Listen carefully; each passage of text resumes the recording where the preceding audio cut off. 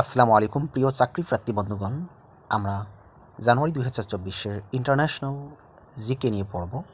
চলুন শুরু করি।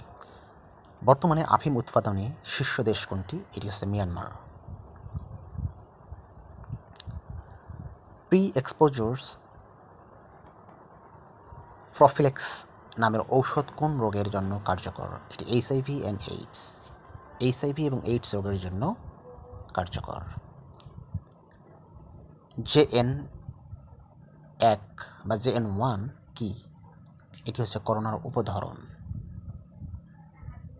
ব্যাংক অ্যাসুরেন্স কোন ভাষার শব্দ? এটি হচ্ছে ফরাসি ভাষার শব্দ, ফরাসি নট ফার্সি। কোন ব্যাংকে বঙ্গবন্ধুর শেয়ার রয়েছে? এটি হচ্ছে উত্তরা ব্যাংক পিএলসি। 2023 সালের অক্সফোর্ডের বর্ষসেরা শব্দ কোনটি? এটি হচ্ছে রিচ। আর রিচ শব্দের অর্থ হচ্ছে স্টাইল, কমনীয়তা বা আকর্ষণীয়তা। বর্তমানে স্বল্পোন্নত দেশ এলডিসি কতটি? 45টি।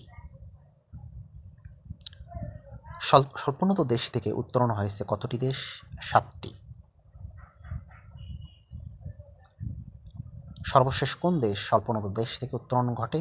এটি হচ্ছে ভুটান। বৈশ্বিক টিকাদান কর্মসূচি কোভ্যাক্স এর কার্যক্রম বন্ধ করে দেওয়া হয় কবে? এটি হচ্ছে 31 ডিসেম্বর 2023 সালে।